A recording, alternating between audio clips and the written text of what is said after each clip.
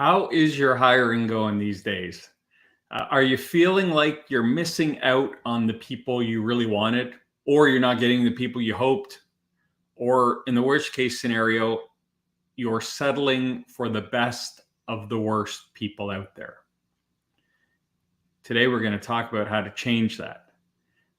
Welcome to the Key Hire podcast for small business. My name is Corey Harlock. I'm the creator of Key Hire, and I'll be your host today. You're going to be stuck with me. No guest today, just a rant from yours truly. But what I really want to focus in on here today is the mindset of the small business owner when hiring.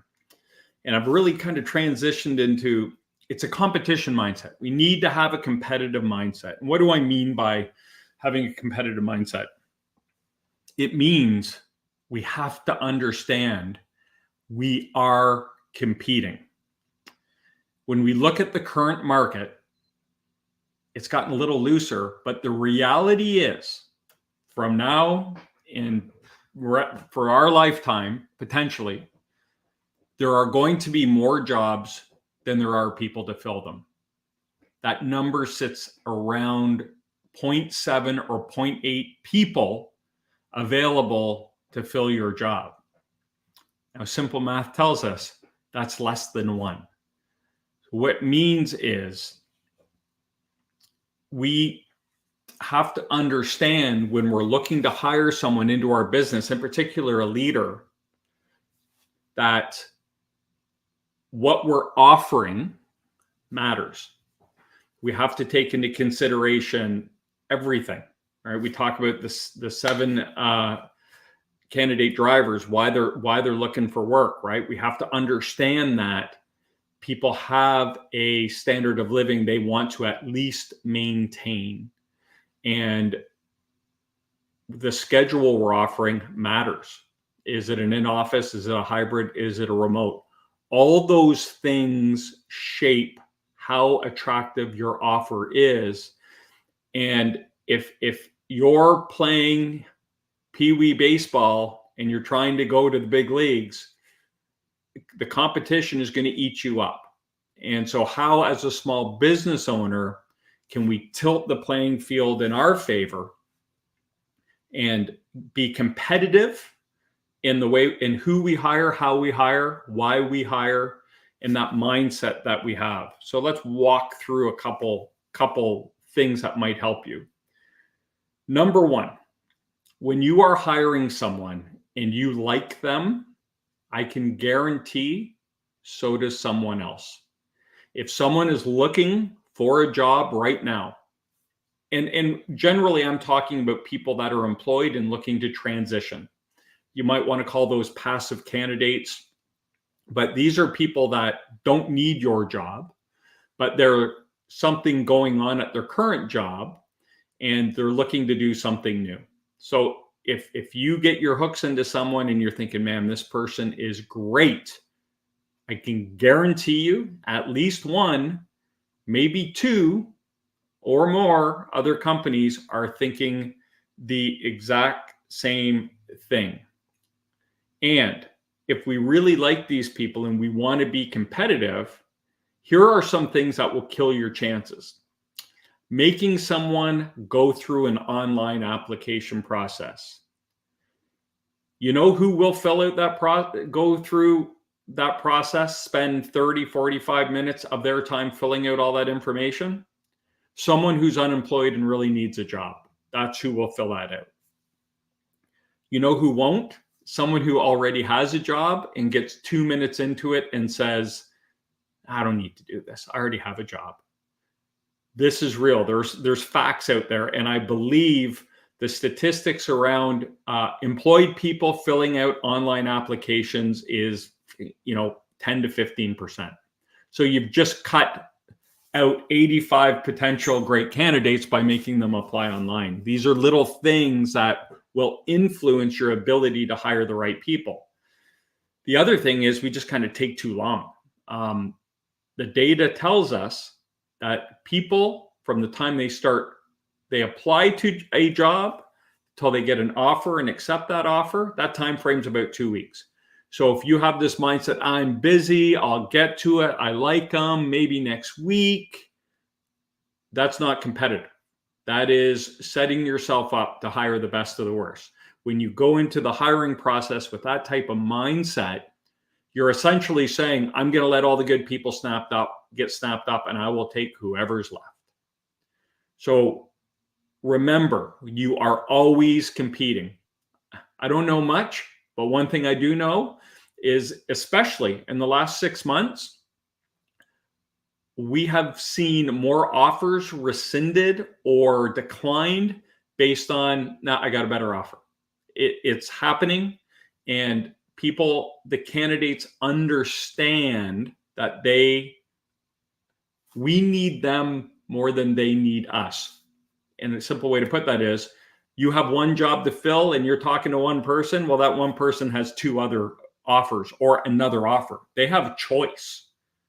So how do we make them choose us? And the next most important thing we can understand is candidate experience is king. Candidate experience can tilt the table in your favor. Again, there is data around this. If they surveyed people, job seekers, and if someone applies to a job or gets introduced to a company they didn't know before, and they receive an amazing candidate experience, they are more likely to take that job than if they interviewed with the company they always wanted to work for and got an average candidate experience. That's meaningful and that's impactful. So if we just go through the candidate experience and make people jump through hoops and take time off work and come back again, and we ad hoc steps into our process and we take too long, people won't work for you because they're seeing that as a way they're going to do business with you. You know, EOS has a really great expression: if I have to drag you in, I have to drag you around. That's what they're thinking. Like, wow, this company doesn't seem to have it together. Is this how they do business? So we have to understand that the candidate experience is king. Absolutely one of the most powerful tools you have in your tool belt. The good news about candidate experience is it's absolutely free for you to offer a world-class candidate experience in your small business. And the way we at KeyHire break it down is there's 4 key elements to a world-class candidate experience. Number 1 is, we have to make sure we're using the correct process.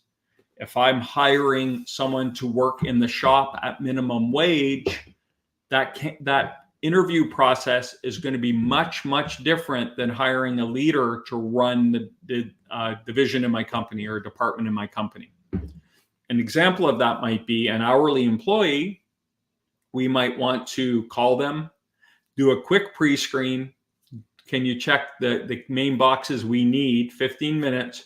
Can you come in tomorrow and see me? Give you a tour, talk. This looks good. Offer. For an hourly employee, that makes a ton of sense.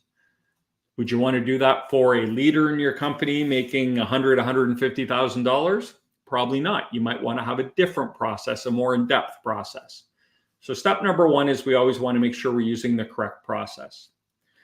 Number 2 is we want to make sure we're consistent. And what we mean by consistent is we always want to have the same people involved in the interview process for a specific role. It can change from role to role, but if we're interviewing for a operations manager and we interview 3 people, the same 3 people need to interview the same people in your organization need to interview all 3 candidates. And when they interview them, we need to have the same people asking the same questions in the same order. We can't just start making stuff up and spinning off. If you're going to talk to 2 people, we have to ask the 2 people the same questions so we can create that baseline to make sure we understand where they're coming from. And when we sit down to compare notes, we're comparing apples to apples. The next thing is, and this really falls into world-class candidate experience, is the communication. So when we work with someone, we start with the pre-screen interview, and if they don't make it, we eliminate them right away, and we do it in the kindest way possible. But if we're going to move them forward, they understand exactly what next steps look like. So the next step is we're going to do a video interview, and then the next step after that, we'll do a second video interview with our business owner. And then the final step will be, we'll bring you on site for 2 hours, 2.5 hours. We'll give you a tour. We'll get you to make some stakeholders. And after that, we will get an offer in your hand if it all makes sense. People are amazed when we take the time to walk them through the process. We hear often like, wow, that's amazing. That's a great process. Thank you for telling me what to expect. Because a lot of times people don't know what the process looks like, so they don't know what to tell them, and we just start making stuff up, and it can get dragged on. So making sure we communicate is step number 3. Always letting, after each stage, okay, here's what to expect next. Here's what to expect next. Here's what to expect next. And then the final piece of this is being considerate. And if you really want to separate yourself from the competition, understand, have some compassion and empathy for the person on the other side of the table.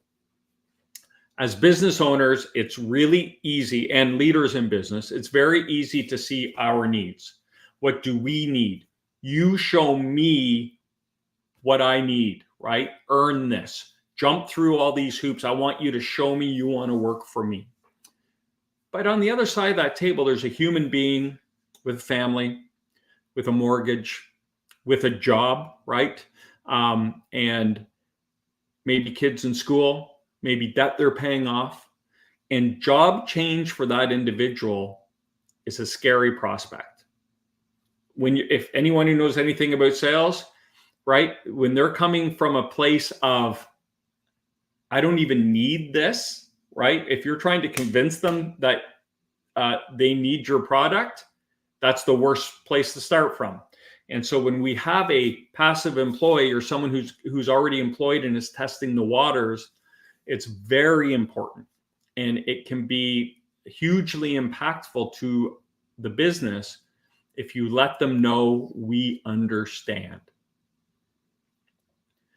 I outlined a quick process for you just previously here where I said we do a pre-screen, a video interview, then we do a 1-hour video interview with the business owner, then we bring you on site for 2 to 2.5 hours, then we do an offer. There's a very specific reason we do that process, because if we want someone to take time off work to come and visit us, asking for time off work, they might have to use their PTO. They're now spending money to come and talk to us. They have to sneak out. Oh, why are you leaving? Why are you dressed nice? There's a little extra heat on them. Then they have to walk in your front door while they're gainfully employed by another company, and that company is paying their bills and paying their mortgage and paying for the kids' schooling, and they have to interview with us. And so we want to minimize the impact on them. We always want to be thinking about how can we do this together. So as a business owner, I can be exhaustive and efficient in my process, but I can also be considerate and understand what I'm asking of you, the job seeker, who is gainfully employed, and coming to meet with me and take time away from work to do that. So understanding that and being empathetic to it is huge. And when we say to our candidates that are going through the process, when they say, oh, Corey, my boss wants me at my desk from 9 to 5. Is there any other way to do this? We say, yes, of course. We do not want to put you in jeopardy. We do not want to put you in harm's way. The last thing we want to do is make you uncomfortable or put you at risk in your current job, because we understand that's important to you. And immediately people are disarmed by that. And they say, wow, thanks. Like, okay, so how could we do this? And we work with them to get it done. It's easy to do. It's free to do. And it's game changing. It will set you apart from everyone else you're competing with for that person. Because if they say, man, even in the interview process, they were accommodating, and it's like they understood what I was going through, and they worked with me, and didn't say, no, it's, you got to be here tomorrow at 1, or that's the only time we have. Again, now you're winning, right? You're tilting them in your favor. So we talked about the competition mindset and just being aware that if you like someone, so does someone else. And we need to understand that candidate experience is king. The next thing we need to do is understand what I call clout. What is our clout as a small business owner? The honest answer is we don't have a lot. We're not Google. We're not Apple. We're not one of the big automakers. We can't wield this work for us. We'll take care of you. We're a cool company. We have amazing benefits. We have great retirement packages. We don't have that. And so when we come to people, and one of the most common things I hear my business owners say is, we want someone who really wants to work for our company. And my response to that is generally, why would they want to work for you? They didn't even know who you were a week ago. And I don't mean that to be insulting. What I mean is we need to reframe the way we think about this and understand if they're good and other people are looking at them and we want to compete for that person and we're going to do all the things right, the mindset we need to be going in with is, I'm going to convince you want to work for this company, because we don't have the clout to sit there and say, well, do this and do that and jump over this hurdle and go through this hoop and now go apply online, because people don't know your company well enough and they don't know how great it is. They don't know the potential. They don't know anything. And it's our job to sell them all of that.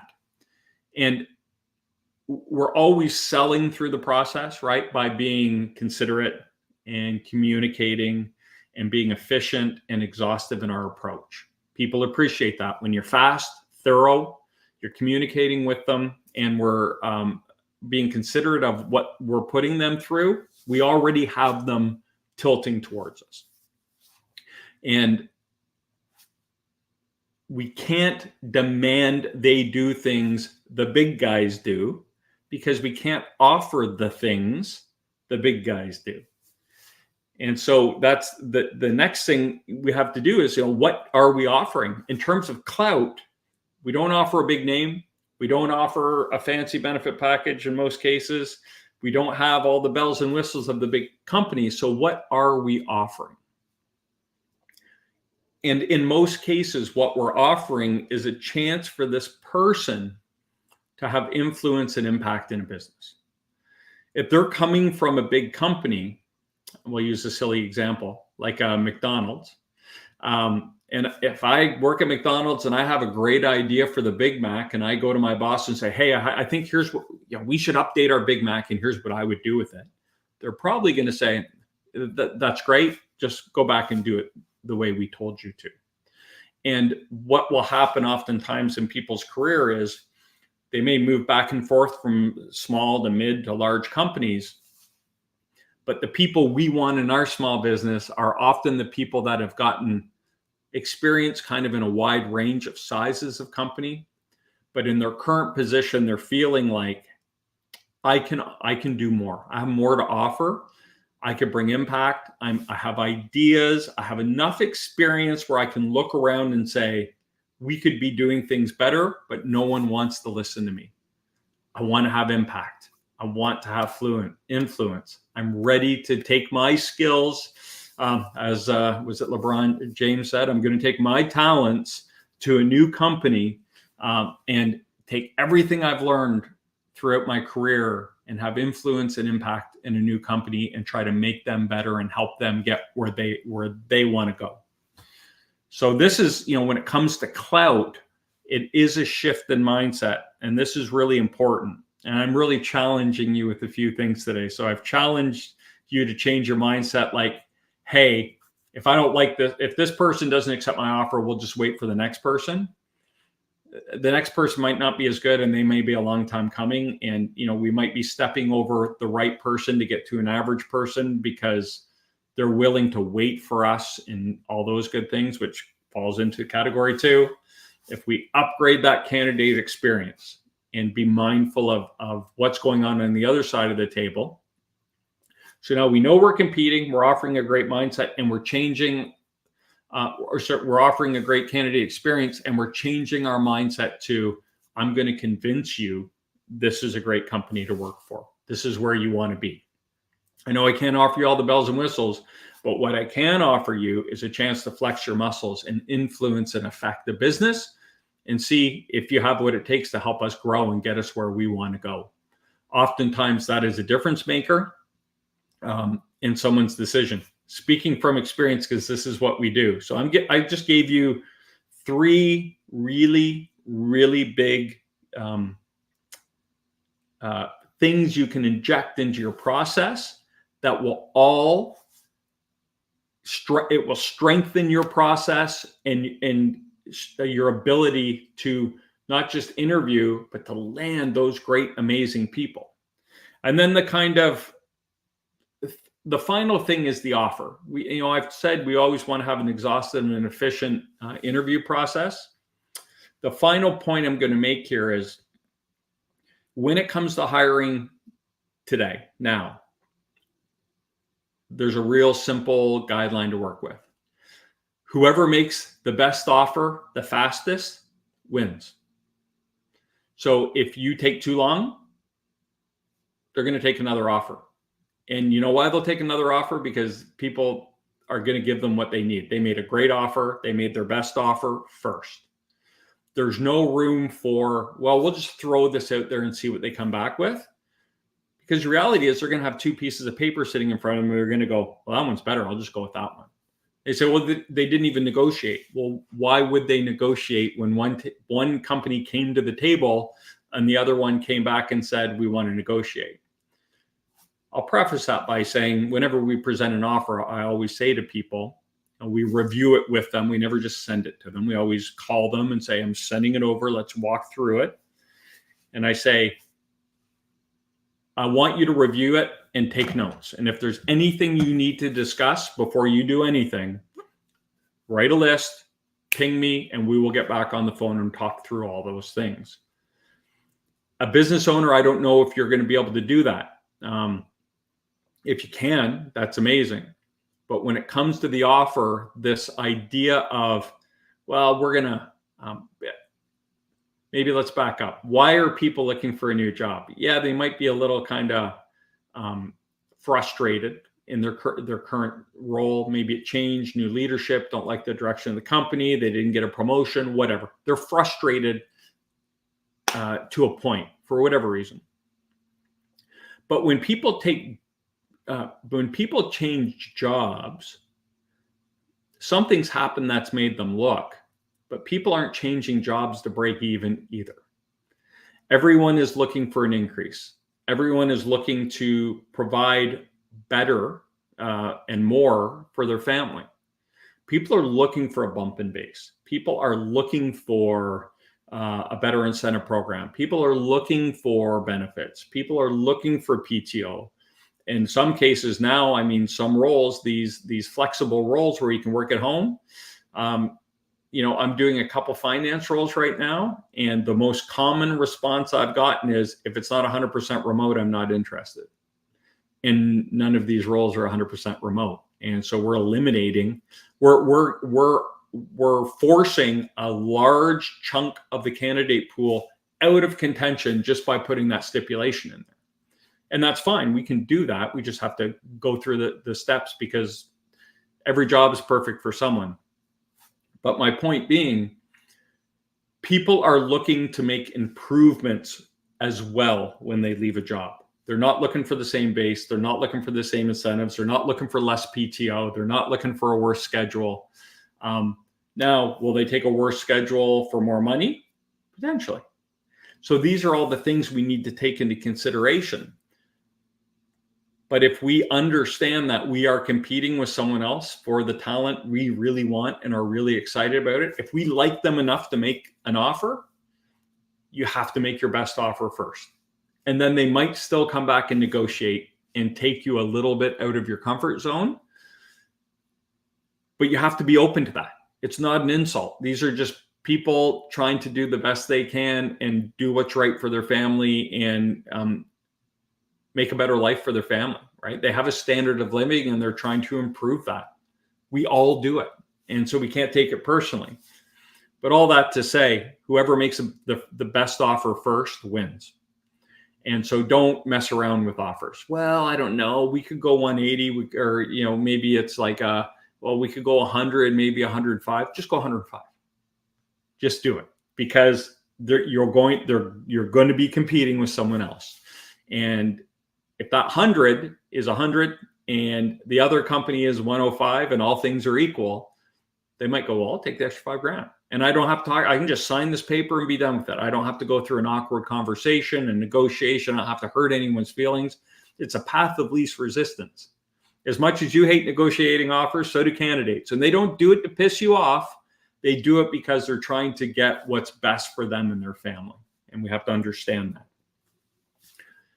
So that is my rant on competition, competition mindset when hiring. The crux of it all is, if you like someone, so does someone else, and you are always competing for the best talent out there. I'd love to know what your thoughts are. You can always ping me and let me know. There's a couple ways you can get in touch with us. You can check out our website at www.keyhire.solutions. I'm waiting for Matt to flash it up. There it is. And on the website, you can even see we have a free consultation. If you want to chat about your talent situation, your strategy, we are a help first company. We'll always talk to people about how to build a better hiring process, how to structure an organization, how to deal with a tough employee, whatever that might be. So you can schedule a conversation with us. No weirdness, no sales, just help. You can always check us out on our LinkedIn page. Where are you, Matt? There it is. Follow us on LinkedIn, Key Hire Solutions. You can check us out on YouTube, Key Hire Solutions. You can see all of our video and content on there. There it is. And Matt, did I miss anything?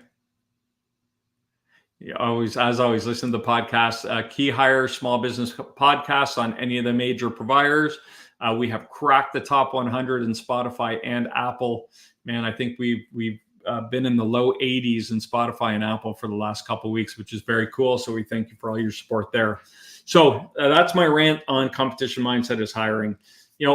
For us, we just want you to get where you want to go. I'm a direct communicator, so sometimes it feels like I might be beating you up, but I'm not. I just want you to get real good information so you can make the right decisions about where you want to go. And if you want to continue the conversation, you know how to reach me.